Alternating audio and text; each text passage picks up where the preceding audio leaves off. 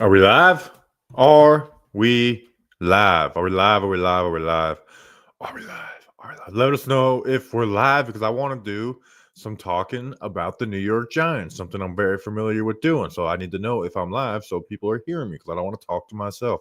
I do it enough. So let us know if we are live and then we could get rolling because what I want to do is I want to share a link in the chat and let some people call in, 5 minutes at a time. But again, I may be talking to anybody because, we're live. We are live, live, live, live, live, live, live, live, live, live. All right, excited to be live on a Thursday night. These streams have taken a little bit of place of the offensive line report as we go down the stretch, just because, to be honest, with the way the season is, I'm not going to grind through 17 straight weeks of each individual offensive lineman's film.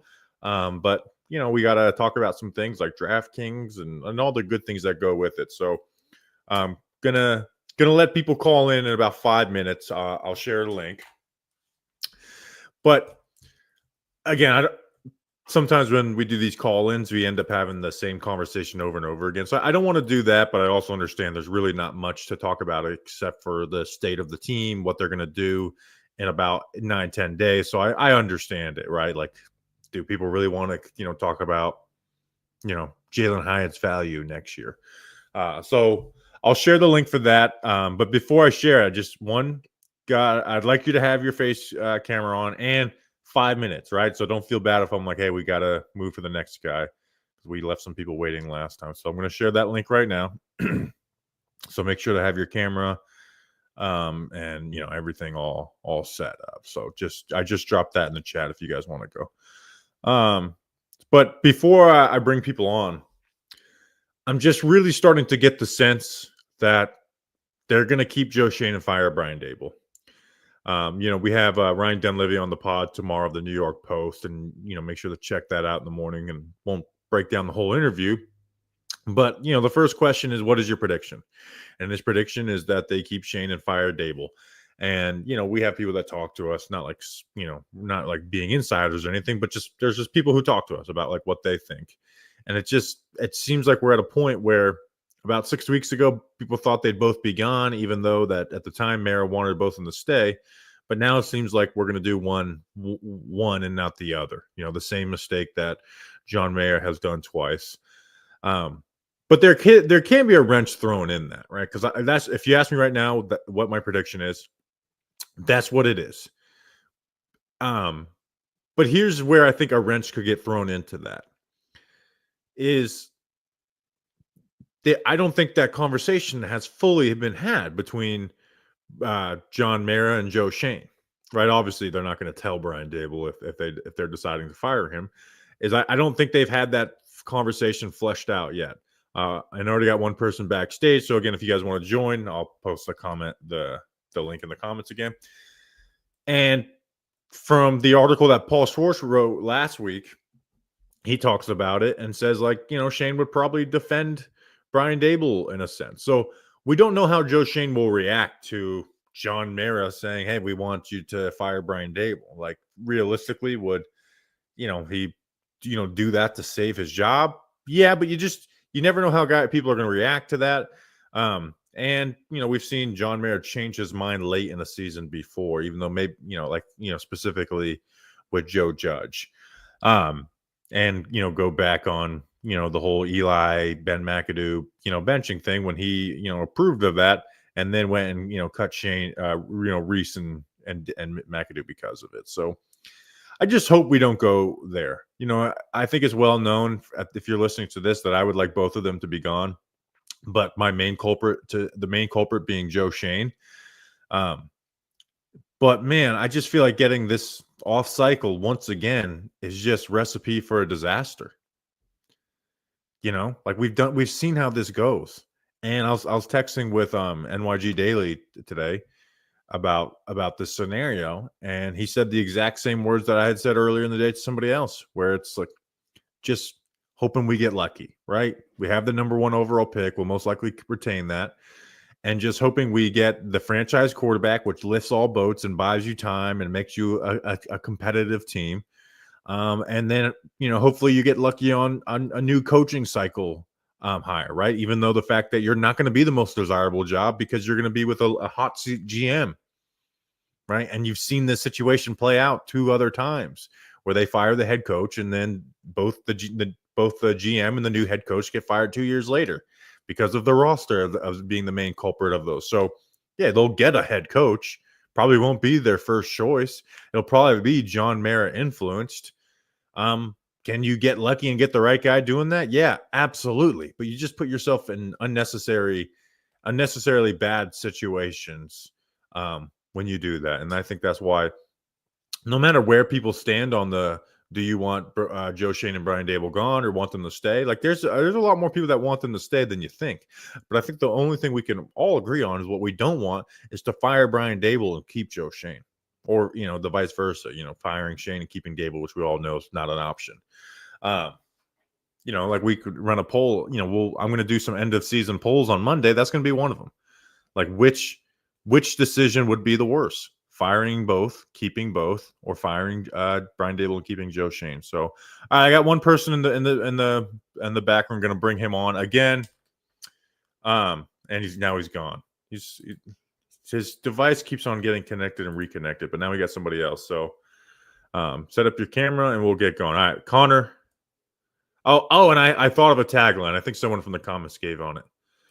How these radio shows have, answer the phone line. So here it is. Connor, the talking guy. What's going on, dude? Got me? You hear me, Bobby? You hear me? I'm going to give you 5 more seconds. Can you hear me? Yeah. Can you hear me? Yeah. What's going on, dude? How you doing, Bobby? Good. What do we got? I'm just I just want to I'm a little caffeined up, so I just kind of want to air out a little bit of frustration, but also kind of go a little structured in sort of a way, because I completely feel your state of mind on the Giants in terms of management and how the owner just processes things. And it's almost like we're going to go through this a third time. Like we're just hoping on a whim at this point that, we're just going to fall back on some of the graces of the Super Bowl teams. And I try to break down the X's and O's so much like you, because, I used to play football myself and I like to get into schematics a little bit, but this team gives you nothing to almost feel a semblance of good about, in terms of execution. I love people puts together with a vertical and spread offense sometimes, but yeah, you're right. When you were breaking down all the stuff at training camp, when it comes to execution and discipline, it's just not there. And it's really frustrating yeah, go ahead. Yeah. And part of that is when you get to this part of the season and your record is what it is, that stuff's going to suffer. To be honest, it doesn't really matter what coach you are. That stuff is going to suffer down the stretch. But the issue is, like you said, is you see in training camp, there's a lack of attention to detail, and it's been there for 3 years. And this is another part of this with keeping Schoen and firing Daboll, because it's not this crazy concept to fire a coach and keep the GM. It happens. It's worked out. And it hasn't worked out really for teams that have been this bad, worst record in the NFL. But the issue is, why are we keeping the GM? And I really think it's simply because Mara doesn't want to do the whole new GM search and bring in new people all over again. Because here's the reason is okay, so what is the redeeming quality about Joe Schoen and his 3-year tenure, right? Is it the fact that he got a quarterback? No. Is it the fact that he brought a great coaching staff and all those guys are there and want to be there? Well, no. Now they're all gone. Half of them are gone now already, but now they're all gone. Did you build a roster? Did you kill it in the draft? No. Did you hit free agency and trades? Kinda. Not perfect, but kinda, but not, team changing things. That's where that's where it's just what, why are we doing this? It is simply because I think the GM has the owner's ear and gets to talk about his plan all the time, and Brian Daboll doesn't get that opportunity. And the fact is, John Mayer could tell me about how much losing bothers him more than anything. I think what bothers, I don't believe him because I think right He now, well, he he doesn't only want to. He cares doesn't want to go about through a new GM search, hire a new GM, bring in his whole new system and shit, and you can use the same excuses as last time because it's not going to be, well, look at the roster. It's going to be like, oh, he's changed so much about this building. And I mean, they did it. They literally did it with Dave Gettleman 5 years ago when they fired Pat Shermer. this was so old fashioned and outdated that it's just I have a feeling that Shane's like modernized approach almost. And I don't know if this was like a joke or not, but you referenced him as a CEO. I kind of feel like he does give like sort of like the football CEO vibes in terms of, okay, you modernize your approach in terms of what, like your every single Twitter user on football, like whatever, you just have all those kinds of approaches to Well, it's just a low. It's just you're how breaking you up a little bit. manage. You're breaking up a Okay. little bit, but just like you said, it's a low bar, and I like the CEO role. Like being a GM is more than a talent evaluation in the draft. But at the end of the day, talent evaluation in the draft is the most important part of the job. It really is. 11 picks. Every year I do those draft day speeches. For a reason, because it's part of team building. It's thing I believe in. And I think it's things that can come and be evidence of why I think someone should stay or go. But mine for the 2022 draft is like, hey, we like a lot of things of what Shane has done so far. Not everything, but there's been solid things. We like the coaching hires. But here's the thing: is football is a simple game, and it comes down to how good are you at picking the cornerback in the second round? How good are you going to make that guy hit? It's a very simplistic game. It's about fucking dudes being physical, fast, and smart. And can you pick those guys that are the most physical, the most fast, and the smartest, and get them on a team and work them together? And at this point, we have not seen that. And the way they just get dogged off the line like every single game, it's just so like discouraging. And then just to know that you had 11 picks in your first year, and all you have out of it is like what, a $9 million, if that, slot receiver and a solid pass rusher at best. Like I literally bought his jersey, Bobby, like right after we picked him, because I thought I love Oregon. I love his Oregon, like everything so much. It just sucks just to see. It's disheartening, like I don't know where to go with this team sometimes. Right.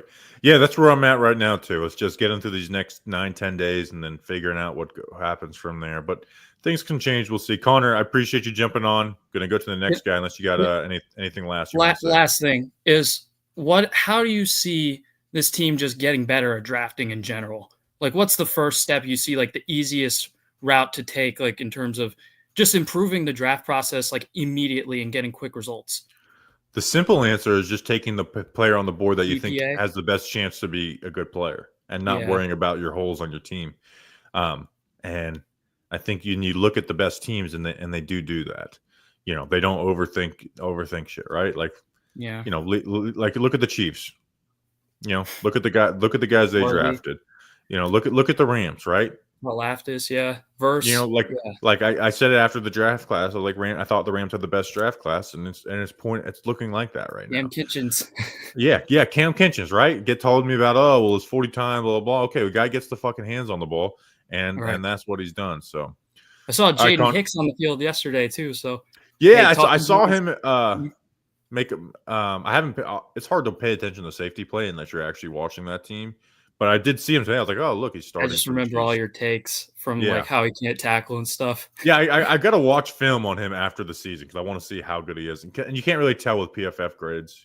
So, hey, talking Giants versus the world, and Abdul Carter in a New York Giants jersey is the prayer. So I appreciate you, Connor.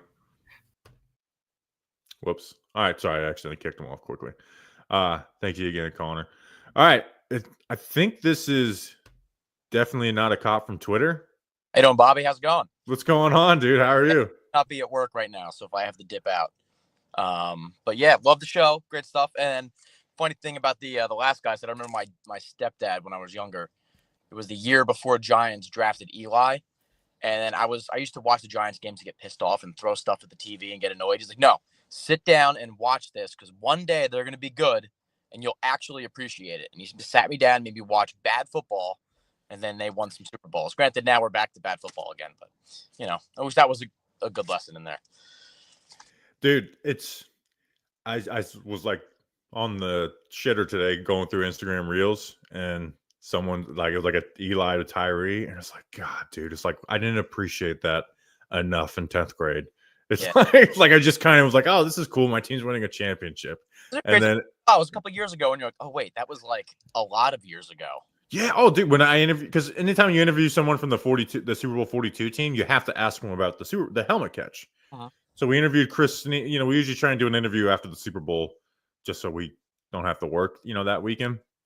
So we had Chris Snee on, and I'm asking him about it, and I'm just like, fuck, dude, this is so long ago. Like we're gonna be getting 20, and on Christmas Eve 2 days ago, it's like the Victor Cruz 99-yard touchdown, and it's like, man, like when are we gonna get like some more of these moments, right? Like it's like when we do our countdown, when can we get like moments where we could say this guy made this play in the playoffs, and it's just not there. Block that field goal in a 2-15 season, right? Yeah, exactly. Yeah, Isaiah, 19 days till Giants football with Isaiah Simmons blocking, a field goal against the Seahawks, which is like that's so long ago. Like me and Justin did a watch party in the city for that, and it's like, man, that's the last time we felt victory, but it's frustrating. What have you been up to tonight? Right now, I tried to find a nice secluded parking lot to call in, and these people just walked across like I don't know. Anyway, but hopefully the radio's quiet, all is good. Hopefully your Christmas was good, but I do have a couple questions I want to pick your brain about here. All right. So one, how did Jake Kubas look? I know you're a fan.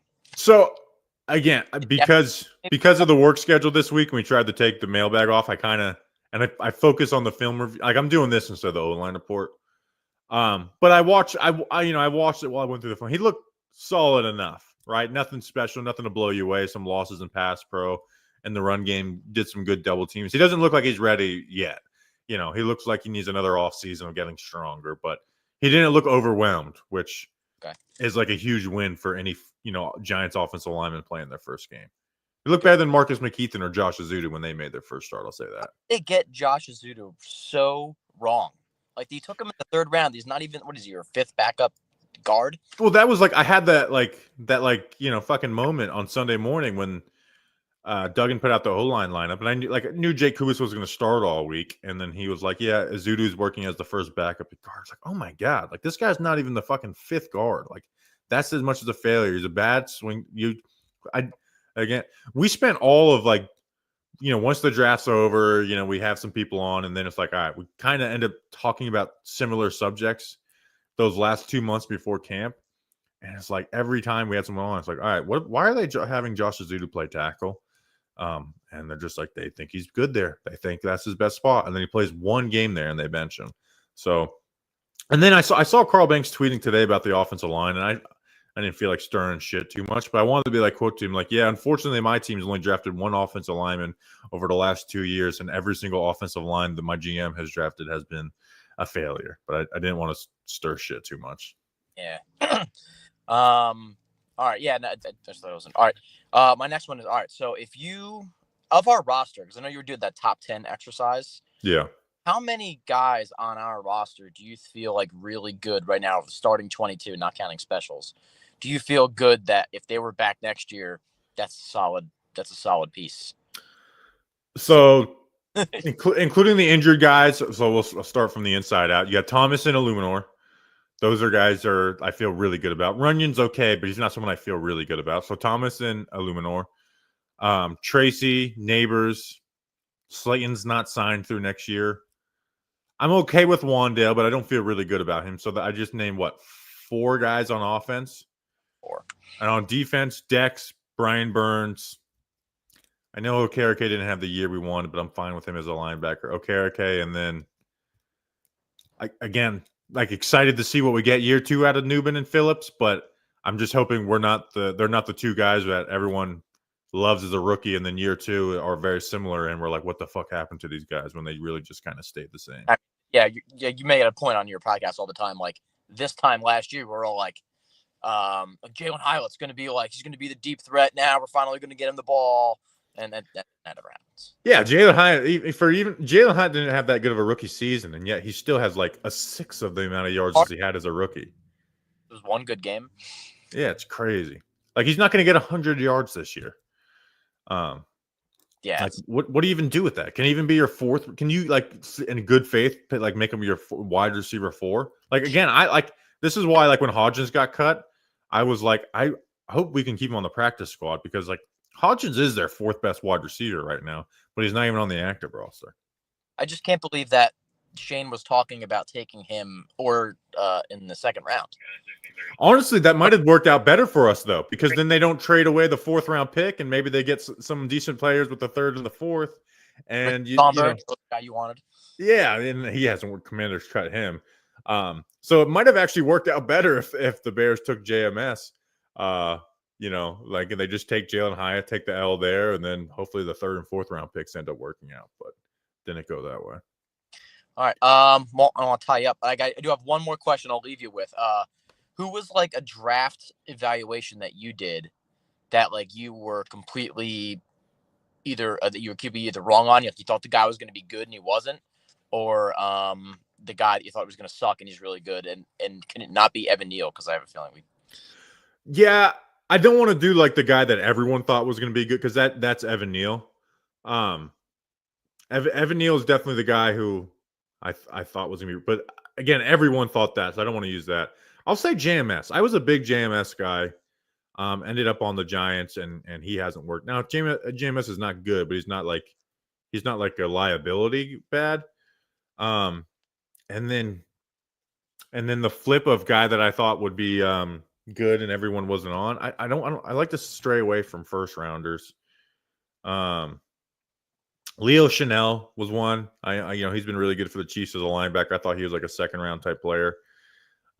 You know what? My biggest, I thought the guy was going to be good and didn't, was Chaz Surratt, the linebacker from UNC like 3 years ago, where I just got like so enamored with the highlight plays. In reality, he was just kind of too small to be an NFL linebacker. He's like a decent backup for the Jets now, but like that's it. He's a decent backup.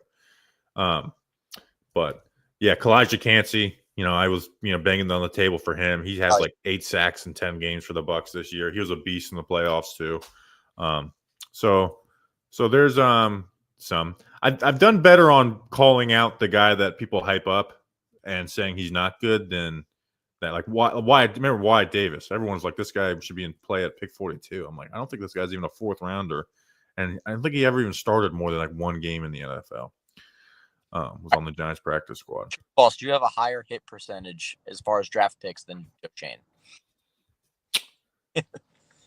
Yeah, I think so. So now here's the thing: is I would have went Ikem Ekwonu and then hoped to get Kayvon at 7. Now Icky, I think I'd be a really good guard when they go there. He's been a better tackle than Evan Neal, so that's better, but it's not great. I still would have had Kayvon, assuming no one traded up for him. And that 2nd round, I wanted Leo Chanel or Alec Pierce. If I would much rather have either one of those guys. Dylan Parham, I won the 3rd round. He's a good, solid starting guard for the Raiders. JMS, I would have messed up on. I would have taken Joey Porter Jr. or Brian Branch instead of trading up for Banks. So yeah, but I'm also not super proud of that either because it's been pretty fucking terrible drafting too. So Far. Yeah. Hey, thanks for your time, Bobby. Appreciate it. Thank you, bro.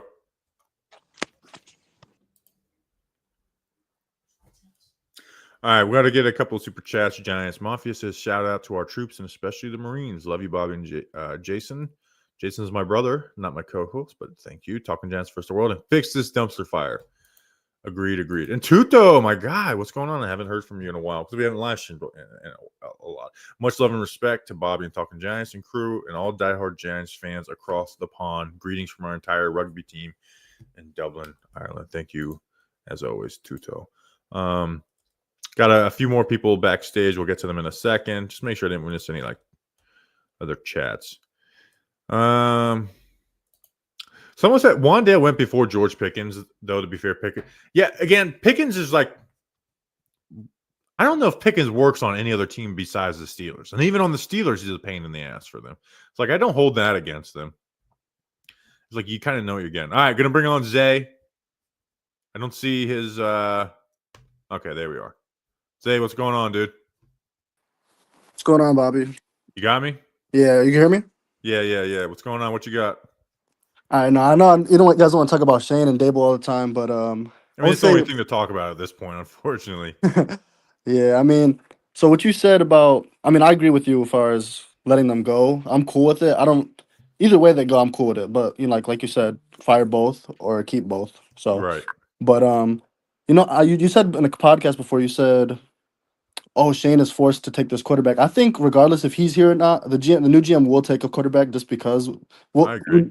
we're never in the top three. Like last year, and I mean, well, 2017 we were number 2 and we took a running back. So it's very rare to be in top three. I just think anyone would take the quarterback in that situation. So I I, I, hope. I, I think they'll end up getting a quarterback anyways. Even if they fired Joe Shane, I think that'd probably be part of the process of is getting that quarterback. I mean, like you said, you have the number 1 pick, so you have the choice of every quarterback that's in this draft. Right. There's obviously it's not a high hit rate with quarterbacks, right? Even the number 1 pick in the NFL draft has technically a number 1 overall pick quarterback has not won a Super Bowl for the team that drafted him since Peyton Manning, because Eli was traded from the Chargers. Mhm. Matthew Stafford was traded from the Lions to the Rams. And again, maybe somebody has done that in recent years. And they barely even got to the Super Bowl, like Joe Burrow with the Bengals got there. So, it's not like this surefire, like you're going to, even if you hit on that quarterback, it's just hard to get to the Super Bowls and Right. fucking win them. And if you're the number 1 pick, you're usually a shitty team and have shitty processes that led you to get there, and you Yeah. don't fix them overnight. And that's why you look at the best teams in the NFL. Think of the best 3 young quarterbacks in the NFL. You have Mahomes, Allen, and Lamar. Mhm. None of those guys were the first guy taken in the class, and every single team was every single one of them was drafted by a team that traded up for them. So, Right. but like you said, first overall pick, identify which quarterback in this class. And so again, I haven't studied these guys because I try to take it as serious as possible. Mhm. And it's I only have 2 games of all 22 on both. But I've seen this out there recently. I want to know what the chat thinks about this idea, oh, well, they're both fantastic prospects. You can't go wrong with either one. It's just about preference. No, bullshit. This decision is so fucking important. You need to evaluate. It's not about preference of play style. One is going to be better than the other. So whichever one is better than the other, you need to adjust your style of play to that quarterback, because this guy is either going to be the reason why you're fired or why we're a team that's in the playoffs every year and competing. This decision is huge. The idea of just both of them are fine. Well, if you have that mindset, trade down the 2 then. If you have that mindset, no, identify which one you think is going to be better and do that. And that's what I plan to do when I'm, once I go through all the film and all that bullshit, is say this one's better. That's the one I want. Even if the other guy I think is a franchise, last year, if it was Caleb and Drake May. I know Caleb hasn't had the best rookie season, but if I was the Bears, I wouldn't be sitting there saying, "Oh, I'd love either one." No, I want Caleb Williams. I think he's the best. It's not a perfect science, but I think he's the best. He's the one that I want. In that class, I would say say we were top 3 and it was okay, well, whoever falls to us, I'm happy with it. But that's what I wanted. Just give me a top 3. That's what I wanted last year. Just give me a top 3 pick. I want one of those 3. Ideally, I'd like the first pick, but just get me in the top 3. And unfortunately, we fucking tanked in the worst. We tanked 1 year too late, dude. We're cursed, man. We're cursed. Dude, Tommy. All right, now you're getting me fired up. Tommy DeVito won fucking 3 straight games in a row for us. The guy can't run any semblance of quick game. He has the highest sack rate in NFL history. Doesn't throw the ball on time. Yeah, doesn't want to throw. And we won 3 games in a row with him. Against the Caleb Packers. Williams and Drake May and Jaden Daniels staring us in the face. When Tyrod got injured and then Daniel Jones got injured, me and Justin were talking. It's it's over. We're getting one of these quarterbacks. We were, and we wanted one of those 3. We didn't want the other 3. And we're this is it. We're getting that quarterback. Me and Justin were talking about how good it is just for business, for talking Giants. To get a quarterback that you want, that's going to be huge. And they fucking won 3 games in a row. And unite the fan base a little bit more. The Jordan Love, man. I mean, that Packers game, I was Saquon tried to fumble the game away. It was I don't know what we were doing, man. And again, that was the one game where DeVito actually played really well. But it's just and I see Tommy did not cause 11 turnovers. Sure, but I didn't think even if we caused 11 turnovers, we'd win those games, Right. And he didn't turn over the ball. He wasn't getting strip sacked consecutively. Yeah, that was the main thing. Is he just didn't because he didn't want to throw the ball. He wanted to throw interceptions. But right. Let me So you ask you just got one me all more. frustrated about last year all over again. Nah, no, I was on my social media posting Jaden Daniels when it was I think we had the second pick at the time, and I was like, just give me Jaden. Last year in the midseason mock, we had the 6th pick, and it was like I was like, oh, he's going to be there at 6, right? And Right. then no, he's going 2nd overall. I would I don't know if you guys know Bangle, the YouTuber.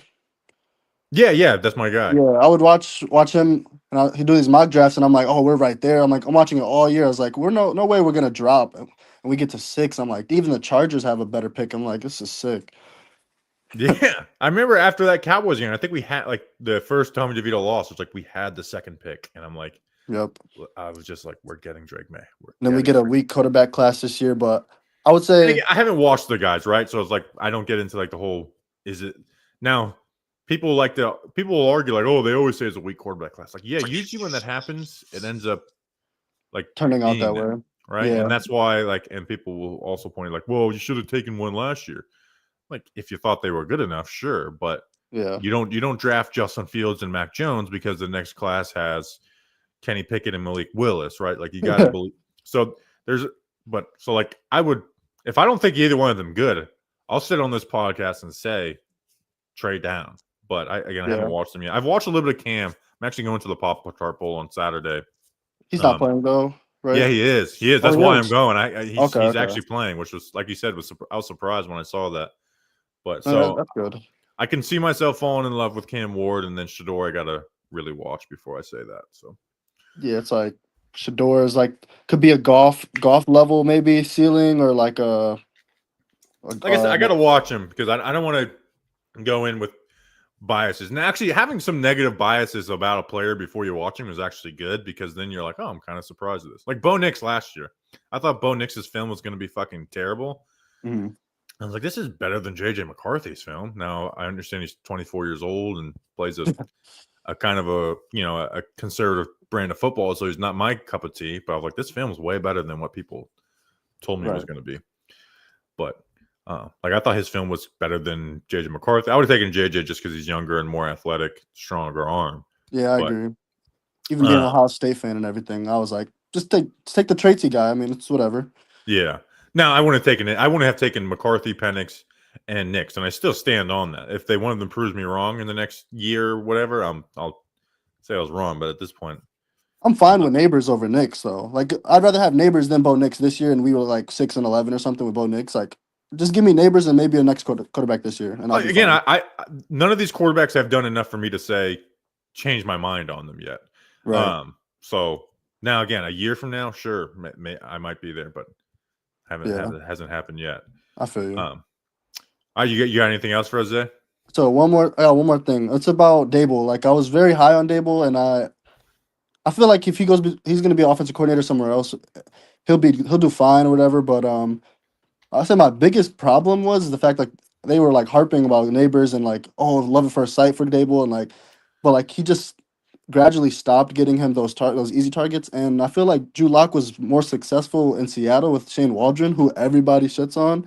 So I'm just like I'm a little confused by why can't Drew Lock get more out of? I mean, why can't Dable get more out of Lock? So and Neighbors more involvement into offense. I think one thing that gets overlooked in the whole Drew Lock stuff is Drew Lock got 2 years before he ever really had to play for Seattle, right? That's a lot more of learning the offense and watching Geno do it successfully ahead of him, right? Which is different than, Daniel Jones being ahead of you and having less time. They got injured in preseason. Now I think Lock stinks, and I don't think another year makes him a good quarterback. It just makes him better than what he is.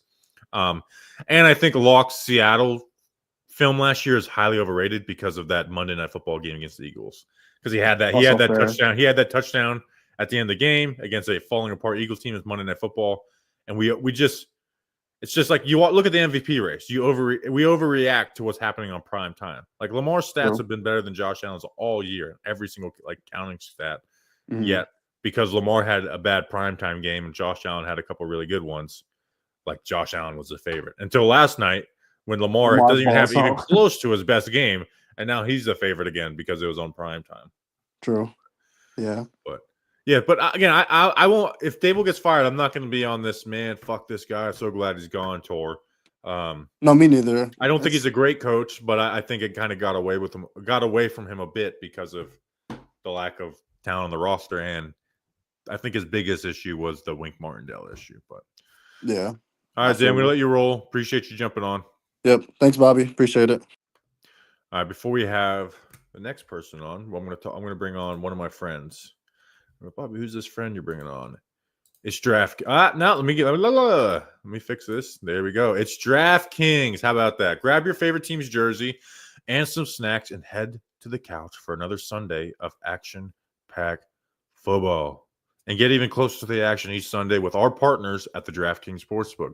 Right now, all new customers who bet just $5 will get $150 in bonus bets if your bet wins when you use code WORLD. Talking Giants versus the world. Use the code. Stay on the action and use your $150 and bonus bets on DraftKings same game parlays for a shot and even bigger payout. And if sports betting is not yet available in your state, don't worry. You can still join in on all the fun with DraftKings Daily Fantasy and have the shot to win cash prizes. And I know Giants are a worldwide fan base, so it may not be available. So download the DraftKings Sportsbook app now. New customers use promo code WORLD, bet just $5 on any wager and get $150 in bonus bets if your bets win. That's promo code WORLD only at DraftKings Sportsbook. You'll be glad you did. All right. Checking on the chat. Let me bring up my banner. I'm like, hey. All right. What do we got? You make excuses for Dable. For Dowls. Who's Dowls? It's kind of fucked up that I knew exactly who you were saying with, and it's nowhere near close to his last name. All right. Gonna bring on Jonathan. Jonathan, what's going on, dude? How we doing? Doing good. Great ad read. Thank you. I try my best, make them happy. First off, I want to thank you and the team. I feel like because the team is bad, you guys are really doing your best for the content, and I really appreciate it. I will say one, thank you, because it's tough. The other part is like everyone's talking about the same thing, which is frustrating because it's like one of different. And something I love is preview pods. And like early year, we're fucking calling out like Commanders getting trips package and fucking throw misdirection. They don't cover it well. And we were having a great time breaking down film of the other team. And now it's like the last month or two, it's like no one gives a shit about that. You can't be watching film of the Colts this week. Like talk about Joe Schoen and Brian Dable. But thank you for letting me get that rant out. No, I appreciate all the work, man. It's funny. I did want to give a comment first, get your thoughts on it. A lot of my friends who are like Cowboys fans, they're friends because, the Cowboys were good in the 80s and 90s, and their dad introduced them to the game. I'm wondering, because some of those same friends today, they're kind of moving away from the team just because the success hasn't been there as much. I'm a little worried about the Giants and their fans, which is why I appreciate what you guys do. I mean, the Giants were good when I was in elementary school. I'm 27 now. Right. And, I really started watching football around Odell Beckham years, and it's been kind of tough with the national media. And if you just talk about the Giants, you bring them up, it's just a bunch of jokes. And they don't talk about them. They're very irrelevant. Here's the thing though. So I believe Joe Schoen's going to stay. And I'm very confident that Joe Schoen is going to prefer Shedeur Sanders. I've had that same worry. Now, at the end of the day, winning is what will bring those fans in. You have the big market, and it'll draw to it. We see it in our numbers. When they're winning, it's fucking easy. It's crazy some of the numbers we do. If they get Shedeur Sanders, he's going to be the most marketable player in the NFL.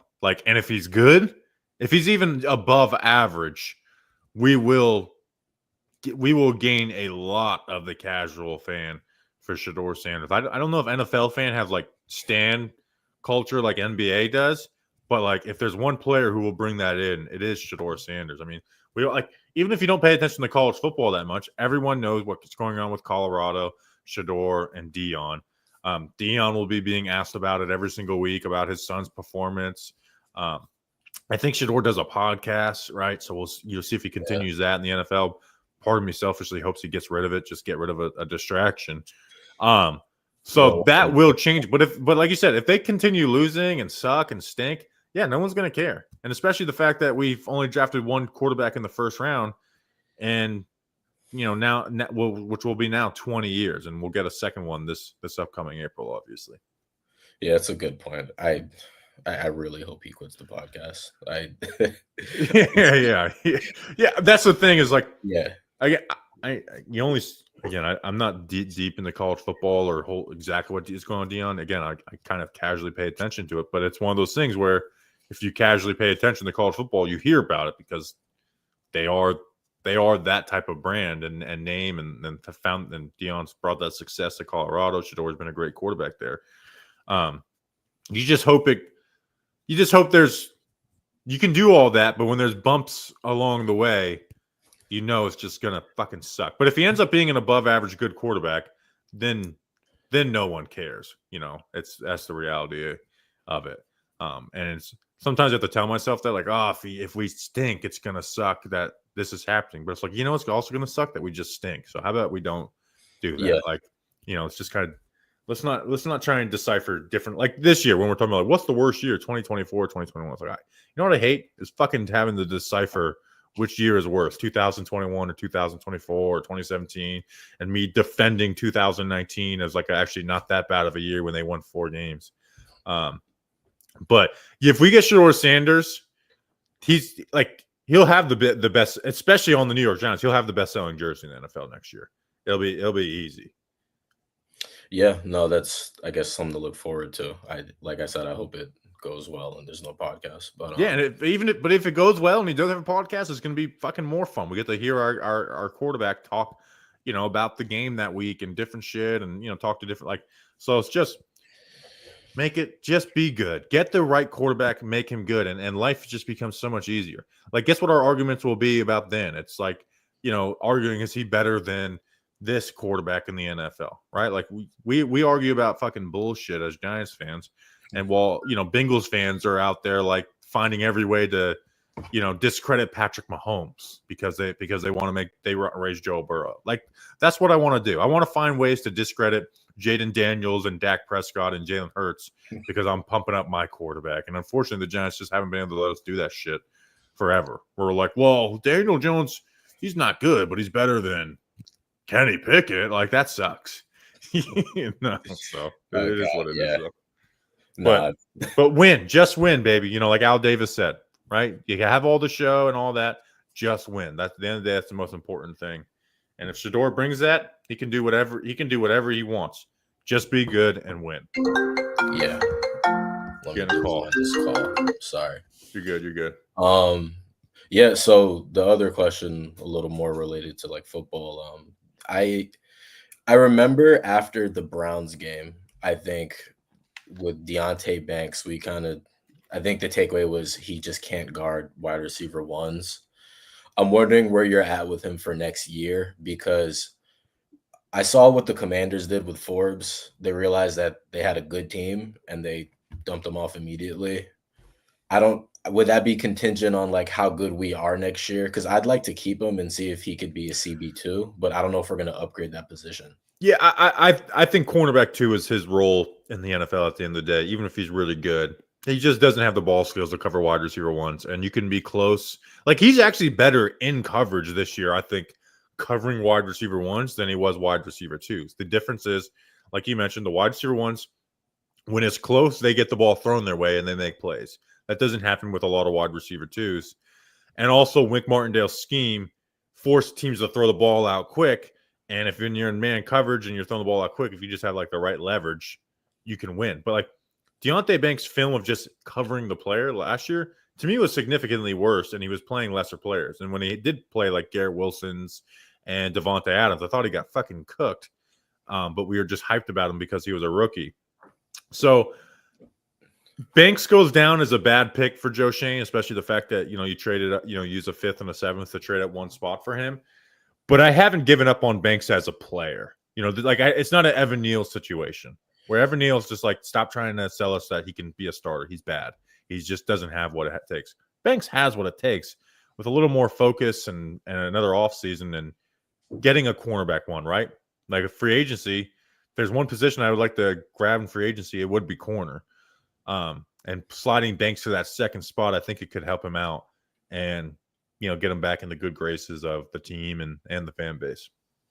Yeah, I mean, I see these other teams. I want my Christian Gonzalez, Pat Surtain. It just seems like such a valuable position today, and Right. we never have a chance if we go up against a good receiver. I never think that, maybe today he'll get shut down. It's just guaranteed they'll score. And it allows you to help on the other side too. Yeah. Like James Bradbury was when he was his first year with us was like a huge advantage. And they allowed him to even they would like shade to his side, and it just you got to have the ball skills to be the cornerback one. He doesn't. Even Adoree Jackson's been the last 2 years haven't been good, but was a good corner, but just wasn't really like that cornerback one. You put him next to James Bradbury, had like one of the best years in the NFL for a corner. That first year under Wink, he did an awesome job as a cornerback one, but in reality, he's better. He's always been better suited in that cornerback two role, where he just had like that first year, 2021, he had elite coverage numbers. And it was simply just allowing him to cover the speed threats. When you play the Chiefs, they put him on Tyreek Hill. But putting him there. Yeah. I'm looking forward to the draft stuff. We'll see if we get anyone mocked to us. I'd love for them to do that. Obviously, we're going to take a quarterback, but yeah, it will be easy because with the year we picked 25, we have the stress because I like to have the film breakdown done of the player of the Giants draft beforehand. Just makes our life so much easier because we have to pack so much shit into a weekend. This year will be very much like, all right, well, it'll be done, by March, so that'll be nice. It'll be nice to have the prospects limited of who we're taking, but yeah, it's unfortunately draft is the most fun time to do this because it's the only time you get to have hope. But all right, man, you got anything else for us, Jonathan? No, appreciate all the work you do, man. Appreciate you, man. All right, we got one more person back. I'll share. We'll see. We're at 7:18, 47 minutes. We'll finish off with Nick. What's going on, Nick? How we doing, dude? Hey, what's up? Here, let me just close my door. Yeah, you're good. Man, first of all, Merry Christmas, Happy Holidays. Hope you enjoyed your holiday. Had a good Wednesday. Good. So, man, I just went to the Falcons game this past weekend, and it's a weird feeling going to a game and just not even like caring about the result. And it's like either we're seeing the record-breaking 10th straight loss for the franchise, or we're ruining the tank and dropping to like the 5th or 6th pick. So it's just weird sitting in the stands and like being so apathetic. Can I ask you something? Because the chat probably doesn't care too much about this. Yeah. How was the feeling in there? Because Penix played a pretty solid game there. And anytime, I know we had a great debut with Daniel Jones, but like anytime you have your rookie QB playing for the first time and he doesn't just shit the bed, it's probably just a great feeling. Unfortunately, we haven't been able to feel that mediocre feeling with the rookie QB. What was like the vibe from Falcons fans in this, like, let's just say walking out of the stadium or whatever? I mean, people were just excited. I mean, especially with them being right in the middle of that playoff race with the Bucks. Just to be able to get a win under the belt. I mean, they just beaten the Raiders, even with Cousins. So yeah, it didn't seem like they were like, "Yep, Cousins, we're kicking him to the curb, ready for Penix." But I mean, it wasn't like anything over the top, like not declaring him the best rookie or anything like that. Yeah, it was a solid game. Like there's some good plays. There's some plays where he got it confused, and you saw like the good of like he can fucking fire a ball in with some anticipation. Yep. You also saw that like when there's pressure, the accuracy like can suffer, and he can't create. Like you saw. I thought it was a decent sample size of what Michael Penix is. Good and bad. There wasn't any great, and there wasn't any disaster in there. So, yeah. But I'm pumped for the Sunday Night Football game. I'm excited to see against a team where they'll have to at least score a little more. Play a team where they don't spot you 14 points, which is what the fucking Giants did in that one. Yeah, that was so deflating. The pick six memes, like, hey, we got a lead. That never really happens. And yeah, the Giants spotted them 14 points before Penix and them even scored a touchdown. And then it's like, and then their first touchdown drive was off of that Deontay Banks pass interference on third down. Yep. Like the defense could have like had like a 3-point first half if it wasn't for one penalty and the Giants, spot, like I said, giving them 14 points. Like that game could have easily been 7-3 at the half, and instead it's like, well, the game's over at halftime. Yeah, it really is true what Justin says about, they scored their early touchdown, and it's just, nothing's gonna come again. Yeah.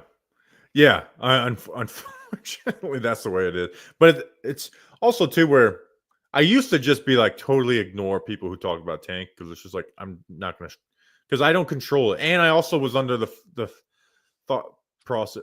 Like, so I'll say pre-Panthers game because people were talking about tanking. I was like, I'm not doing this. We're gonna win like 2-3 more games. Like, I'm just not doing this. And then they fucking roll off just like 10 straight, and it's like, oh my god, like once they lost to the Panthers, I was like, okay, like we actually may not win another game the rest It's of the real. year. Yeah, I was like, they're gonna bench Daniel Jones now. I think Jones is better than Locke and DeVito. So it's like, all right, we actually may not win another game for the rest of the year. Where, pre-Panthers game, I was like, we'll probably get 2 more. We'll see where that stacks us up. So I used to never like talk about it until I'm like, we may be in a spot. Last year was the first time I ever did it because DeVito goes in, they get destroyed by the Cowboys. And I'm like, okay, tank. Like I'm for the first time, I'm just like all in on the tank, and then they fucking win 3 in a row. I was fortunate enough to go to the game in Dallas, so I got to see us get blown out with Tommy DeVito at quarterback. The worst road games to go to. What is your deal? I know. I've been so. You like stadium? Do you like stadium hunting? Used to be from the Northeast, so where it was easy to go see Giants games. So moved to more down south. So just gotta travel when you can. Was like a family boys trip out to Dallas last year, and this year we went to Atlanta. Would have liked to go to Carolina. It's the closest stadium, but that game ended up being in Germany. I had a feeling. Yeah. I felt like we knew that for a while. So you said that, what others like? What's the best? Is Dallas the best stadium you've been to? We always ask the license plate guy that, and he says like easily. It was. I mean, the jumbotron up there. Pictures don't even do it justice, and yeah, it's just huge. Atlanta, very good. The other away stadium I've been to is just FedEx Field. The total bottom had a pillar in front of us that you couldn't see when you were buying the tickets. I kind of want to go there before they tear it down just to experience how bad it is. The worst stadium I've been to is Jacksonville. Yeah, Jacksonville. One, like you not getting out of the stadium in your car in traffic, just getting out of the physical stadium. There's like traffic jams where it's just like you can't move. Where every other stadium, it's like there's a little bit of a jam to get on the escalators, but besides that, you're walking at full speed. With the Jags, it's not. They also, if you're on the lower levels, and if you're there when it's hot, the roof is like the ceiling where like these concessions is like 7.5, 8 feet. So you get all these people in like a fucking concrete box in like 100-degree weather, and you feel like you're gonna die. Jacksonville is the worst stadium I've been to by far, but I've never been to FedEx. We almost went to FedEx the game before Eli got benched. Because it was Thanksgiving, and my brother's a Washington fan. Tickets were like $2. We got real close to just driving up to Washington for that, but didn't do that. So, but you got anything for us or anything else or? I wanted to ask if the evaluation is that one of these quarterbacks isn't it.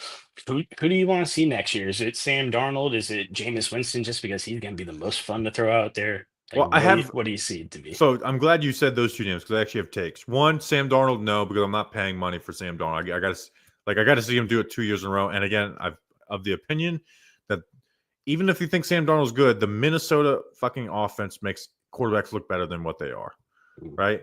Like I've joked, like don't wait, like because people like wanted to dunk on like the QB takes from like McCarthy, Penix, and Nick. I was like, at least wait until the Minnesota offense inflates McCarthy because it just makes. Darnold's done some good things. Extends with his legs, made some big boy throws, but I don't believe in that.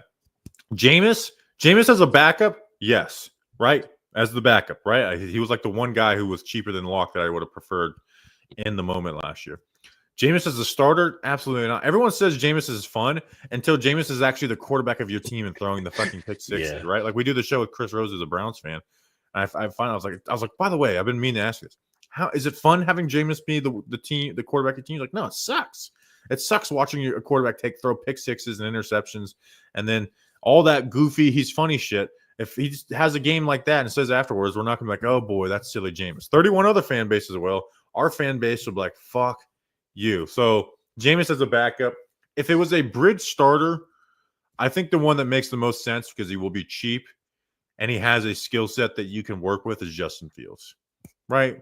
You don't sign him with these delusions of grandeur that you're going to fix him and you're going to be the guy to fix him, but this is what his skill set is. We're going to use his legs. We're going to keep it simple, and we're going to lean into what he does well, and hopefully we have enough pieces around him to where this is passable. So that's if if both these quarterbacks suck, which a lot of people feel doesn't matter. They're just like, yeah, even if you evaluate them and you think they're trash, just take them because I want one. But I think I'll end up liking at least Cam Ward. Do you consider Kirk Cousins on that Russell Wilson type contract from last year? If we drafted a quarterback, I would like to sign Kirk. My issue is if he's just shot physically, that's a bad thing to sign up for 17 games. Like Matt Ryan, when people are like, Matt Ryan was to the Colts. Traded to the Colts. I was like, people were like telling me like, oh, this is I watched him last year and he looked like he didn't have anything left in his arm. And that was like week 3 when the Giants played. I was like, this looks like shit. And then look at what they end up fucking starting Sam Ehlinger and fire Frank Reich middle of the season for Jeff Saturday.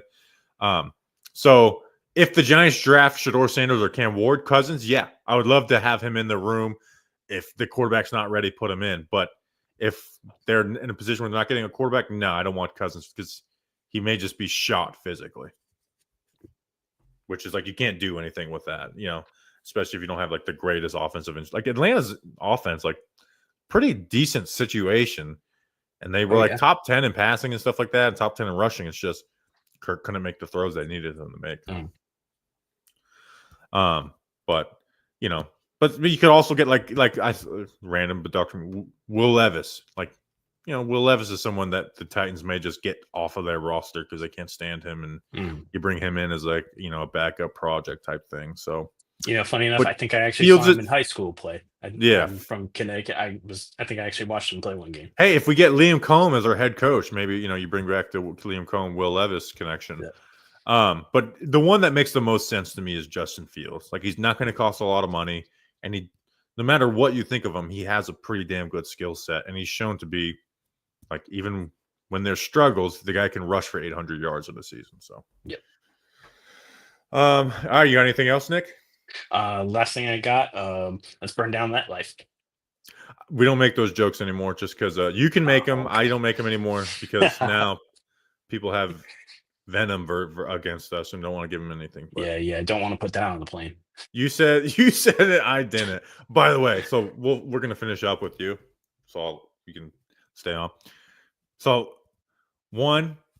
I know one person who has a plane booked. Now, they haven't charged his card yet, he told me today, because of rain. So please don't let it rain. I had someone else DM me saying this, and I got a good kick out of this. And he screenshotted it and sent it to a couple of people. It was funny. He said, DM me, said, Buddy submitted a drunk plane request last night, and this was the response from the plane company. Sunday is completely sold out. Sorry. Just heard back from the pilot. Yes, we fly in Philadelphia also. So I don't know what's going to happen, if they bring a plane to Philadelphia. But if it doesn't rain, we may have like 3 planes just on Sunday alone, which will be phenomenal. It's unfortunate that they're not working as a team, though, because it'd be nice to get like 3 messages concurrent instead of just 3 separate messages. But the rain is probably going to fuck that up, which is going to be really disappointing because I was really looking forward to the just all right. At least we get to something to laugh about for an hour before the game starts. But all right, man, Nick, we're gonna let you go. Appreciate you as always. Thanks for jumping on. All right, thank you everybody for watching. Like I said, I don't know how often we're gonna do these, but I thought they're a good way for the end of the season when we're all talking about similar things. Let people come on and talk, and get the fuck around and joke about planes and shit. So, and you guys also tee me up for like rants that I like. Aren't relevant to the podcast at all always, but good stuff. Thoughts on Shurmur praising Shedeur. Now, again, I always expect a college quarterback to praise his quarterback, but I do like listening to Pat talk when he's passionate about something, and so I did enjoy that. I'm excited to just like. So what I'm going to do this year with those two QBs is I'm just going to go watch all their broadcast games and then go like all 22, note taking, just kind of watching casually on broadcast. All right, so, but that's a stream. So appreciate you guys as always. Saw El Jefe in the chat. Subscribe to the channel. Podcast out in the morning with Ryan Dunleavy, and then segments with Jolly Olive. So make sure to check that out. We will see you when we see you. Until then, let's go.